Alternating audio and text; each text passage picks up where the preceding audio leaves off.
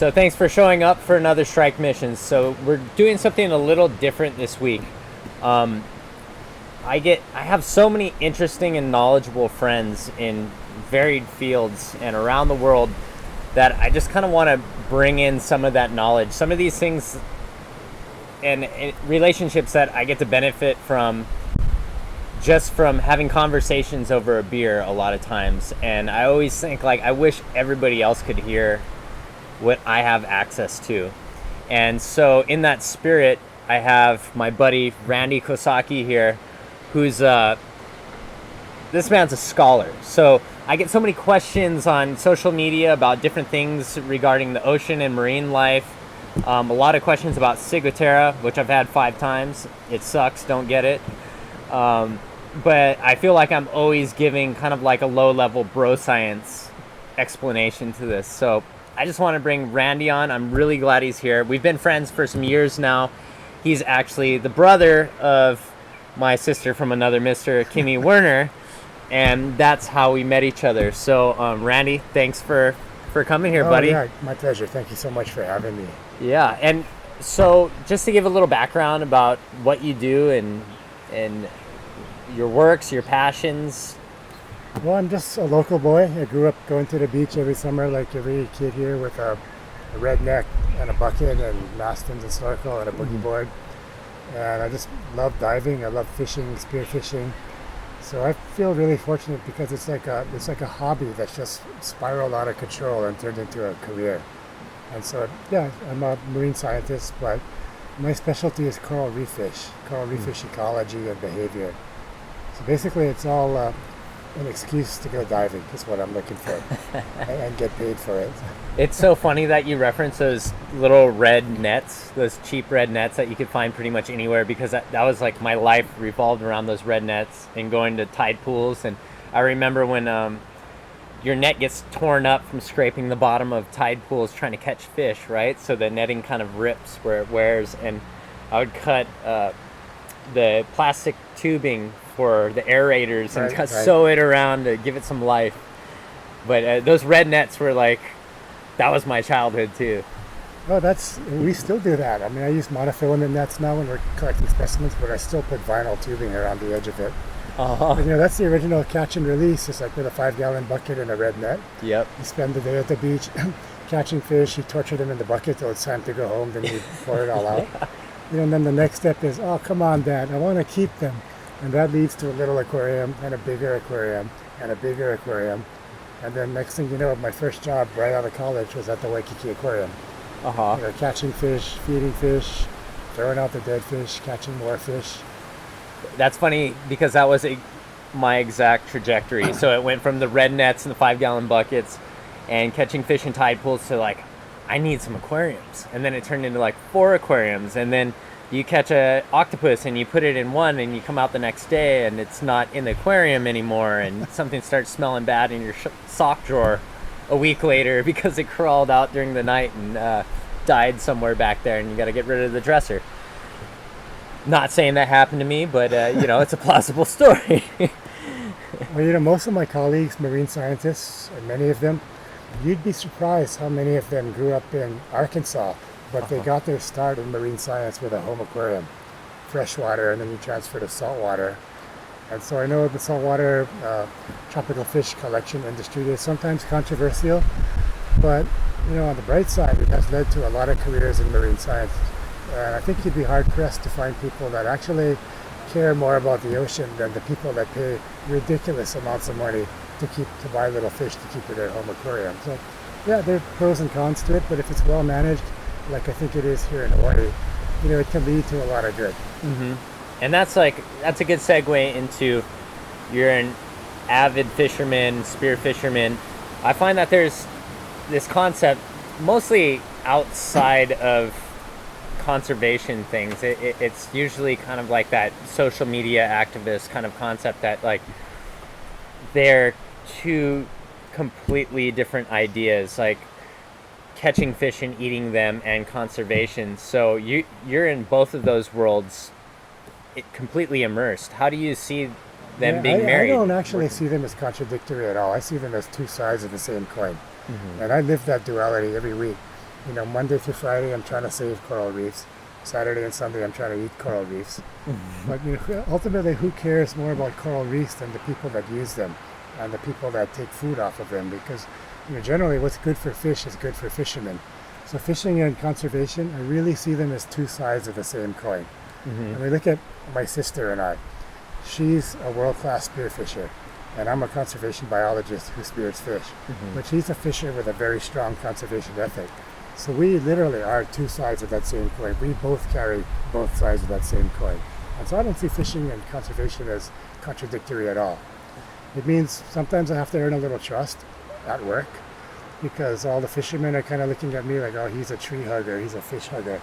And all the conservationists are looking at me going, he kills fish on weekends, he eats them.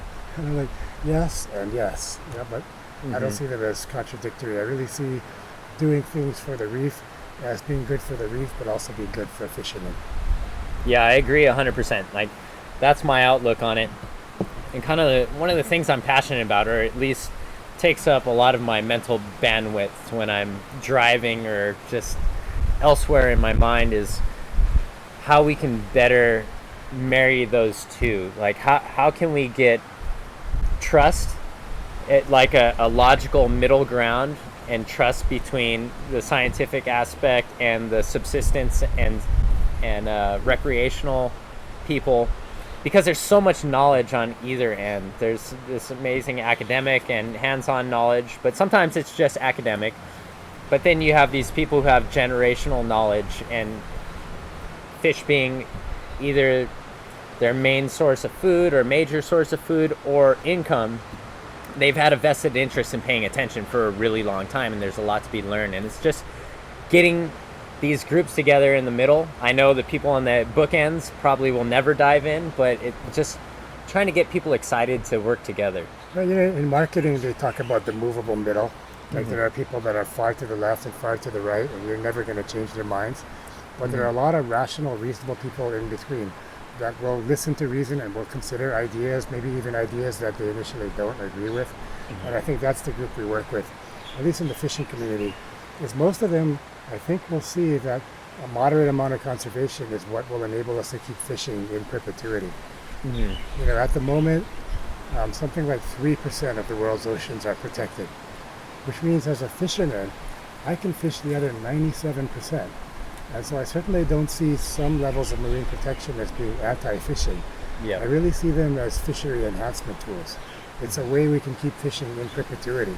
You set some areas aside and you keep fishing the rest, and you do it sustainably. And so the onus really is on us as fishers to make sure that what we take out of the ocean is done ethically and sustainably. And that's not too hard to do, actually.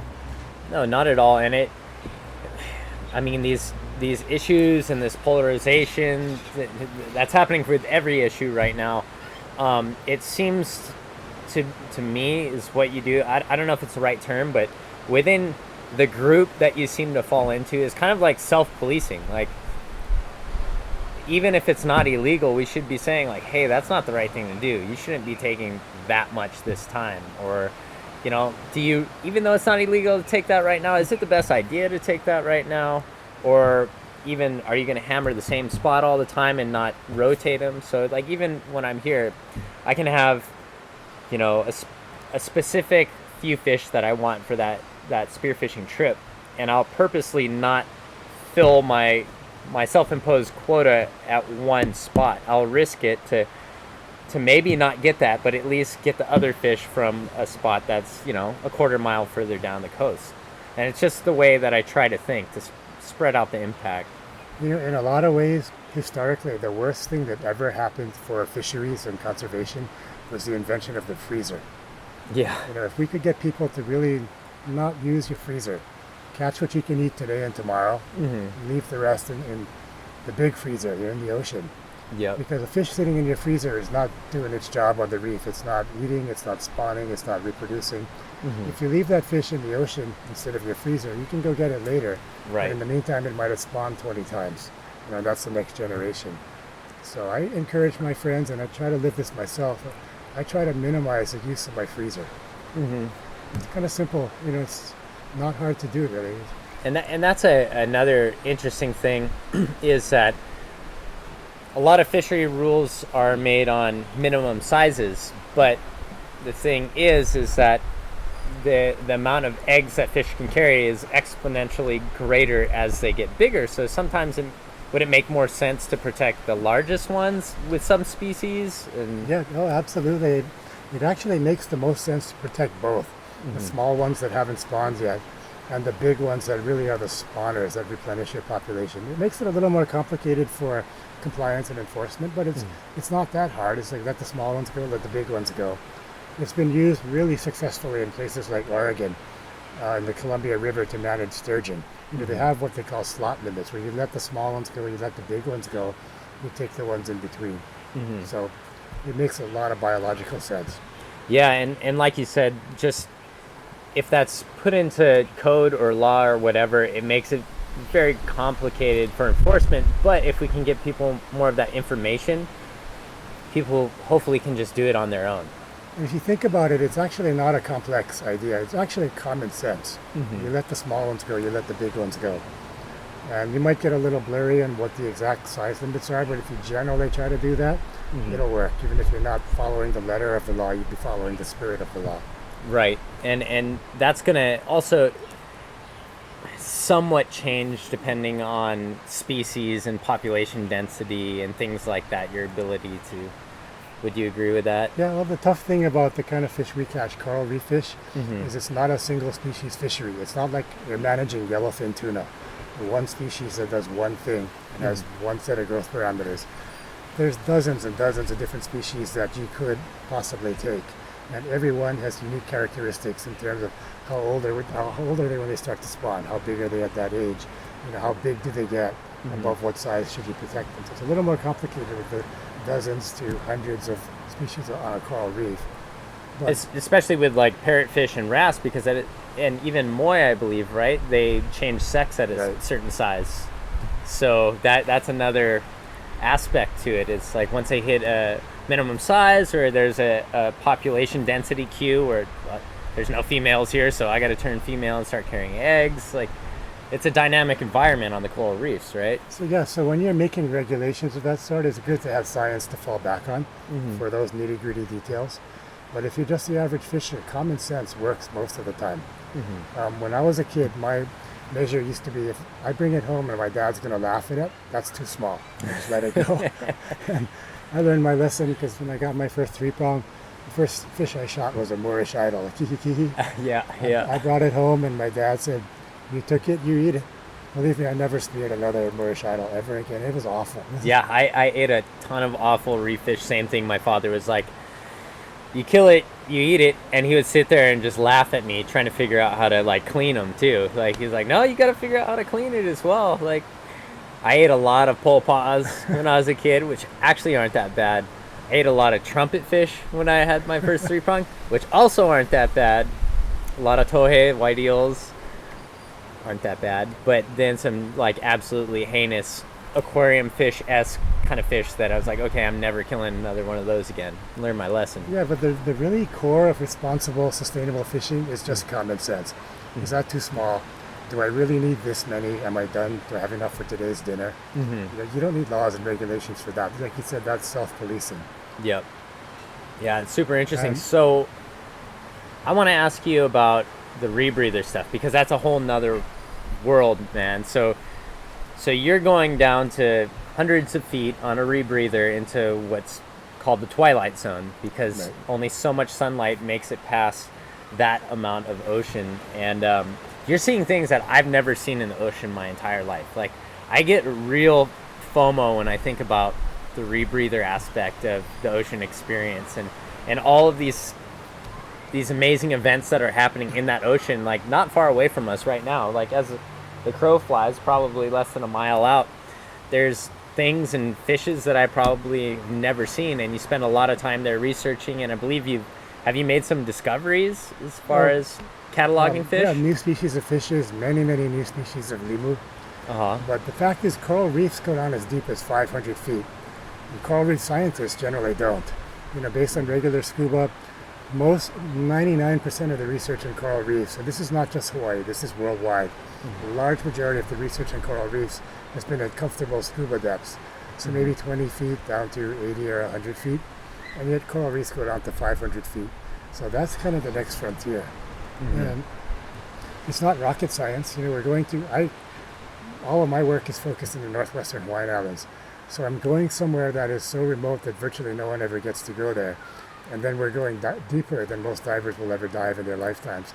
And so it's not surprising that we're finding things that no one else has ever seen before. So it's when I was a kid, I seriously wanted to be an astronaut. I mean, not just a passing fancy the way my son wanted to be a garbage truck driver every time he saw a garbage truck. Right. All through college, I seriously wanted to be an astronaut, to the point that I have a degree in geology, minor in geology, because the first civilian scientists they were taking into space were geologists. But in effect, what I do is the same thing, and I can do it without NASA's budget. Instead of going that way, we go down. And so every dive we do literally is on a reef that no human being has ever laid eyes on. Oh, that's got to be awesome. I love that exploration. It's not research really, it's exploration. And I just love that. I mean, it's the same thing that keeps you going when you're spearfishing. Like, what's under the next ledge? What's around the same corner? You just keep going and going. And so that's what keeps us motivated, is every dive could be the one where you find that new species, or you find something that no one has ever seen, no scientist has ever seen before. And so, yeah, it's the little kid in me that still gets excited about seeing new things. As a new father, for a 1-year-old or a 2-year-old, for kids, everything they see is brand new. And some of us are just little kids that never grew up. Yep. And we still get that kind of a buzz out of the natural world, and just everything is still amazing. And so that's what it is. It's a job technically, but it's so much more than that. It's a passion. It's a little kid in me, expressing that interest in the natural world. And so, yeah, I feel really lucky that I get to do what I do. Yeah, I think that's I think out of anything that's benefited me in life, it's an active curiosity. It's and I think that in a strange way that's how a lot of people kind of perceive becoming an adult, is like a loss of curiosity, which is a horrible concept. It's tragic. It's you're expected to have this die off of curiosity and this kind of cynical callousness to like the world as you perceive it in the cultural reference of the time that you're in. That seems to be a real common thread with a lot of my friends who do very interesting things, is they haven't lost curiosity and they don't quit when they fail. It's like back up again. And I think curiosity really fuels that drive to not quit when you fail. There's got to be some kind of fuel, not just stubbornness. It's got to be something else. Yeah, I think you hit the nail on the head. We're all little kids that just haven't fully grown up. It's like you fall off that bicycle, you get back on. There's that kind of mentality, like, I'm going to do this. And I do it because I love it. And the results are useful science. So, and somebody will pay me to do it, believe it or not. Right? That's kind of like, I always refer to my life and the way I make a living as like best scam on earth. I love it, man. I totally feel that way. I constantly feel super fortunate to even have this route, but at the same time, if it was easy, everybody would be doing it, and it's that curiosity that really drives you. So you have kind of made some discoveries, right? Like, could you mention a few of them? Well, we've got any number of new species of fish now. Lots of new species of algae. We've found whole new types of ecosystems in deep water. And some of them are very similar to shallow water. Like, we find some of the fish we find at 300 feet are the same ones you'll find at 20 feet. Most of them are not. So a lot of these ecosystems are made up of entirely different kinds of fish. They're recognizable close relatives of shallow water fish. You see wrasses and jacks and butterfly fish, angelfish, but they're the deeper water relatives. Right. And so speaking of Northwest Hawaiian Islands, I have never been up there, and it's a place that has always fascinated me since I was a kid. So for people who just to put it in perspective, I know a lot of people have heard of the Battle of Midway and Midway Island. So Midway Island is part of the Northwest Hawaiian Island chain. If you could just give kind of like a history and an overview of what the Northwest Hawaiian Islands are and kind of its significance. Well, if you look at a map of Hawaii, 9 out of 10 maps just show you the 8 inhabited islands, and they overlook the fact that there's another 1,200 miles of uninhabited islands, atolls, and reefs. And those are the older portion of the Hawaiian chain that formed before the inhabited islands. So they formed at what is now the Big Island, at the Hawaiian hotspot. And as the Pacific Plate moved to the north and west, they gradually got transported to that. So it's a line of islands. These are the most ancient islands in the archipelago. Most of them, the actual volcanic island has eroded away and subsided, and all you're left with then is the coral reef that used to surround that island. And so it's part of our archipelago. It's a really interesting comparison because our inhabited islands have been fished pretty hard for the last 1,000 years. And these Northwestern Hawaiian Islands are also a part of this archipelago, but they're kind of the islands that time forgot. It's almost like going back in time and seeing what Oahu used to look like 2,000, 5,000, 10,000 years ago, and the abundance of fish and marine life. And that's when the light bulb goes on as a fisher, like, oh my God, what have we done to our home islands? This is what they should look like. And this is what they could look like again with better management. So these are some of the most remote and pristine reefs on the planet. And so it's one of the last great wild places left on planet Earth, and it's a part of Hawaii, and it's right here in our backyard. So it's like the Arctic National Wildlife Refuge or the African Serengeti. It ranks up there in one of those world-class, completely wild places. And so it's a privilege to go there. It's like going way back in time and seeing what the ancient Hawaiian Islands used to look like. Yeah, I mean, it sounds amazing. And the really interesting thing that I've heard from you and others that have gone up there is kind of the hierarchy of the system there underwater. It's a very predator heavy environment, right? Yeah, here in the main Hawaiian Islands, the so-called apex predators, those big carnivorous fishes, the ulua, the uku, even monk seals are in that class, barracuda. They're about 3% of the biomass, about the total mass of fish on the reef.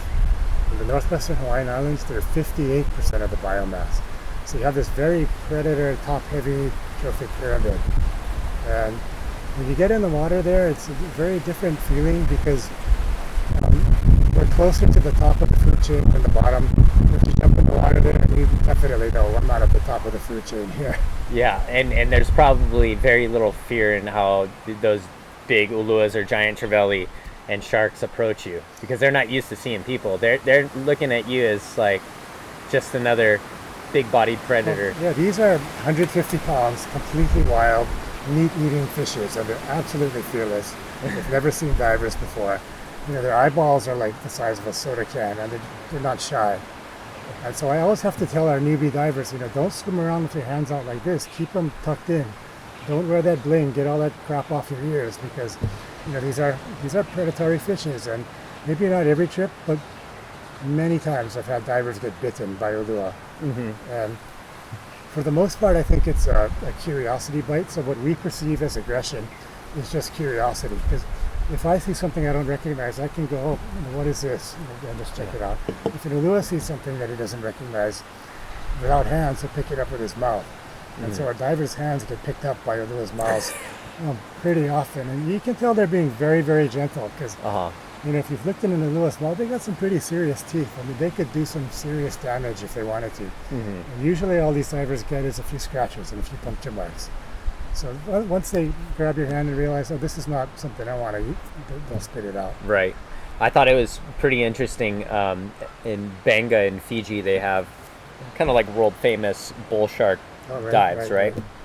So I went there before, and they feed the sharks there. That's how they get them there all the time. But there's just an absolute tornado of basically the biggest version of every reef fish that you can see in Fiji. They know it's like clockwork.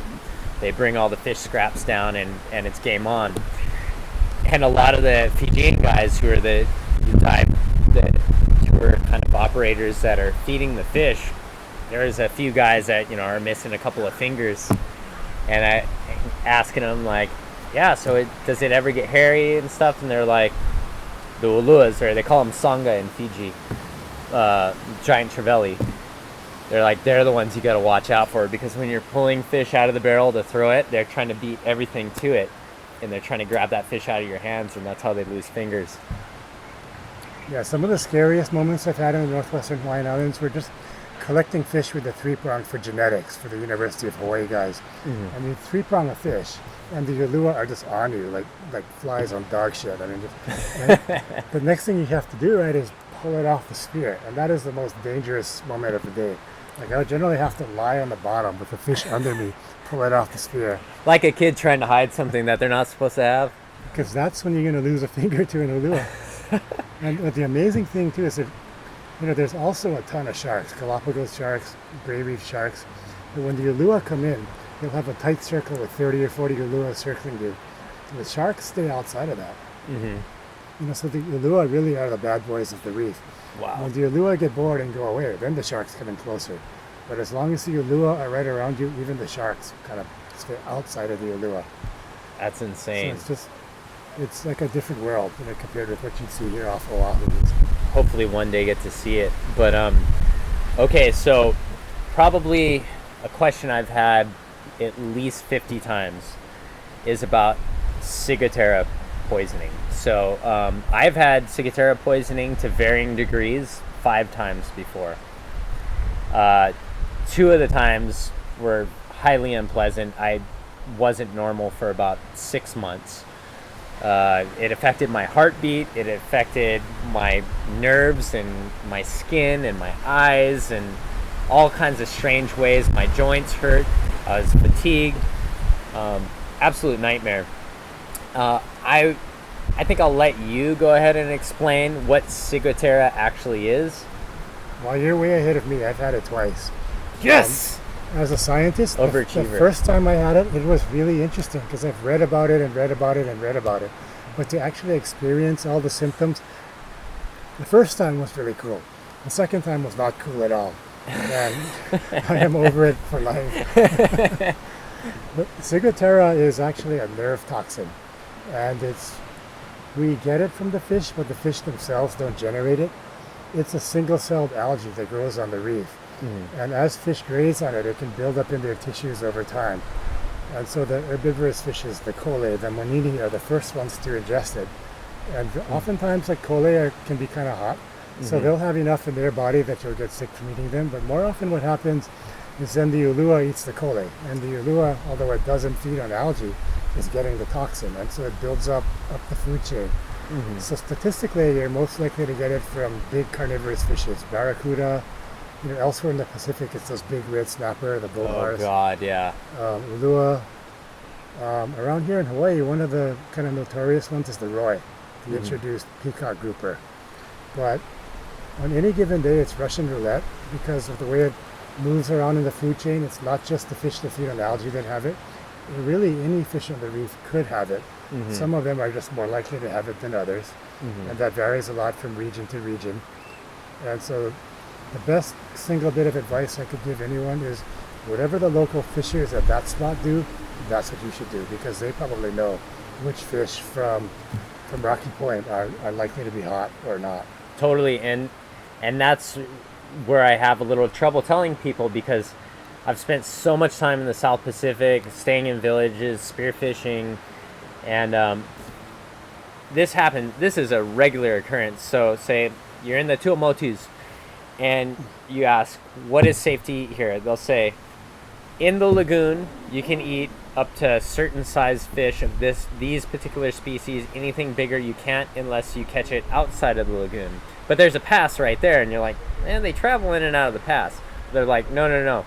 But say that person's on the north pass of that lagoon, it'll be reversed in the southern pass. And there's people, this is the strange thing that I could never figure out, is that I've seen it over and over again, to where you get a fish or you ask like, hey, can we shoot this fish here? And they're like, not really, but there's one person in the village that can eat that fish. and they know certain people in the village that can tolerate it for some reason. I haven't seen any science or anything that backs it up, but I've had it happen in so many places in Fiji and French Polynesia where there's just one guy who's like, yeah, I can take that, and they fully know it. Like if they have a fish trap or something, they're like, we'll just take this one of this species because so-and-so likes them, and he's the only person who won't get sick if he eats one of them. Fishermen oftentimes, and maybe fishermen usually, have actually much more practical knowledge than scientists, because that's an experiment, with Western medical ethics. You simply couldn't do that kind of experiment on a human, whereas fishers are willing to experiment on this. Not maybe they don't view it as an experiment, but they know from empirical trials that I can eat this much fish, then I stop. There are quite a few cases in the books where a family caught a big ulua, and they eat it today and they're fine, and they eat it tomorrow and they're fine, and they eat the leftovers the third day, then they get sick. So there is a bioaccumulation where as you eat more and more of it, it builds up in your body. And there also is a difference in susceptibility where some people will eat it and most of their family is fine and one guy gets sick. Yep. And then I'm the guy who gets sick now since I've had it so many times. So I can use you to test my fish. Totally. I'm like the canary in the coal mine. If I'm downwind of a roy or something, I'm going to start getting pins and needles. Okay, well, good. I know who to call now because some people think, I'll feed it to my cat and I'll see if my cat gets sick. And while that probably works, cats can't talk, unlike you. That's a big advantage. And also cats have the bad habit of just going holo holo, and sometimes they'll go and you don't see them for a couple of days, and then they come home and it's like, well, did it get sick or not? I've always heard the cat thing, and when I got dosed bad in the Tuamotus, they're like, well, we fed it to the cat, and I'm on, luckily, because cats just dig out, you might not see them again, we're on a tiny atoll, or a tiny motu, and I'm looking high and low for this cat, and I find it, and it's just like, laid out. I'm like, yeah, you fed it to the cat, but you didn't wait very long before you fed it to us. So I found myself just fighting the urge to throw up. I can't speak French. My hosts don't speak English, and we had a couple of beers that night. I'm like thinking, okay, all these people ate this. They're gonna think I'm just a super lightweight for having 2 beers and throwing up. They're not gonna understand what's happening to me. So basically, me and this cat sat on a couch all night together, like he was my buddy, because I could communicate just about as well with him as I could with everybody else, but I knew he was feeling the same way I was. And yeah, that's how I got it. But something that was super interesting to me in one of our conversations that we've had is just how many, because I brought up there was a testing kit that was available at fishing stores and stuff, right. And you put a little piece of meat in the solution and you put a little card in it and you see if it turns a certain color, and it was really vague and hard to tell with the color. And you had mentioned when I brought this up that there's a lot of different varieties of this Ciguatera and that it only tests for a small part of that spectrum. So yeah, the first time I got Ciguatera, I was in graduate school, and actually I was doing some testing for Dr. Hokama at the UH Med School to develop that test. So he would give me the test serum. I would test all my fish, and he would just tell me, let me know how it works out. And so this one particular roy, I tested it, and it tested clean, and I got sick, and I got my parents sick too. They forgave me. But so I took the carcass back to Dr. Hokama, and I said, it tested clean, but we got sick. And so he ran some more advanced tests on it, not the cheap test kit, but with full-on lab gear. And he said what probably got you is not ciguatoxin, which is the toxin that causes Ciguatera, but palytoxin, which is a toxin that's found in a little colonial anemone. And it's the anemone itself doesn't make the toxin. The anemone, like corals, have symbiotic algae in their cells that are very closely related to the one that causes Ciguatera. In fact, the ancient Hawaiians used to use these anemones. They used to call it limu make ohana, or the deadly seaweed of hana, the seaweed loosely interpreted. And they knew that these sea anemones, they probably didn't know about the microscopic algae, but the sea anemones have this toxin, and they would dip their spear tips in the anemone, like poison arrow frogs. And then you would be impaling your enemy with this deadly neurotoxin. And he said it was most likely it was the palytoxin that got you. It's a molecule that's very similar to the ciguatoxin, but the test is so specific to the ciguatoxin molecule alone. Wow. That there might be other toxins out there that are very close and come from very closely related algae, but that the test kit won't detect. And so even with a good test kit, there still is kind of that Russian roulette element to it. You're kind of taking your chances. Wow. And so you hear a lot about man-made kind of factors that can make the risk of Ciguatera go up. Like I always hear of like building of a new harbor or dredging a channel, stirring up this algae. What do you think about that? I think there is something to that. I think it's been shown pretty regularly that a big dredging project can cause an outbreak. Because when you're dredging the reef, you're breaking open coral where there's fresh surface, there's nothing growing on it. That's the kind of surface that the algae that causes Ciguatera likes to colonize. And so I think there is something to that. But what's really interesting here in Hawaii is that the native Hawaiians never had a word for Ciguatera. And for a culture that's so dependent on coastal resources and nearshore fish, that would be a very big deal to ancient Hawaiian culture if there was Ciguatera here. And so there's actually a fairly strong suggestion that it might be a recent introduction, that it wasn't here unless the native Hawaiians don't have a word for it. Because the ancient Hawaiians had, 9 different words for mullet, from pua up to anai. Right. And you had no word for Ciguatera. Yeah, I believe there's 15 different Hawaiian words for colors, shades of gray. So it's not for lack of a very diverse language platform. So if it's not there, something changed, right? And even my dad's generation, he grew up kind of World War II era, just after, on the beach at Waikiki, so they ate a lot of fish, and they never heard of Ciguatera. And so there's a fair chance that it was maybe a ballast water introduction. And during World War II and immediately after, there was a ton of military vessel traffic in and out of Hawaii. So it might have come in from the South Pacific with ballast water or in the hull of a ship. But there's a pretty strong suggestion that it wasn't here pre-World War II because there's no Western medical records of it. And most damning, I think, is that there's no native Hawaiian word for it. Wow. Yeah, totally. Because isn't there, I know for sure there's different types of like cowrie shell that are only found in Pearl Harbor because the larvae got brought on the ballast water on ships, and even possibly some fish and quite a few invasive species that are common in Honolulu Harbor and Pearl Harbor and pretty much not anywhere else. Wow. So anyway, I don't think we'll ever know, but it's interesting to speculate. Yeah, definitely. So, God, it's so much good information. I think we'll wrap it up, but I had a question for you. Going back to our talk about getting people involved, or maybe there's a lot of people out there that are interested, they're passionate about the ocean, they don't have a PhD. Is there kind of a game plan? And this is for anybody around the world, like say you're a lifelong fisherman or spearfisherman, diver, and you're looking for an outlet to volunteer and help scientific study. Like, what would be the best way for people to approach that? I think most people would have some idea of which institution is doing marine research. Like here in Hawaii, it's some of the government agencies like NOAA or the state of Hawaii. Definitely the University of Hawaii or Waikiki Aquarium. That's probably the best place to start. Because especially for students, up-and-coming students who might be thinking of majoring in marine science, but they don't have any experience, there are always researchers who are looking for an extra pair of hands. And it doesn't have to be skilled or especially knowledgeable. And that's the greatest way to learn. And that's actually maybe the most fun part of my academic career, was actually as an undergrad when I didn't really know a whole lot, but to get to work side by side with people who do know a whole lot was incredibly exciting, rewarding.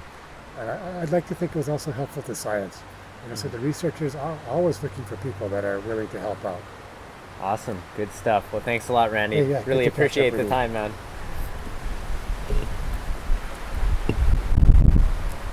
So thanks for putting up with us. I'll have more of these coming out, but so glad to have Randy here.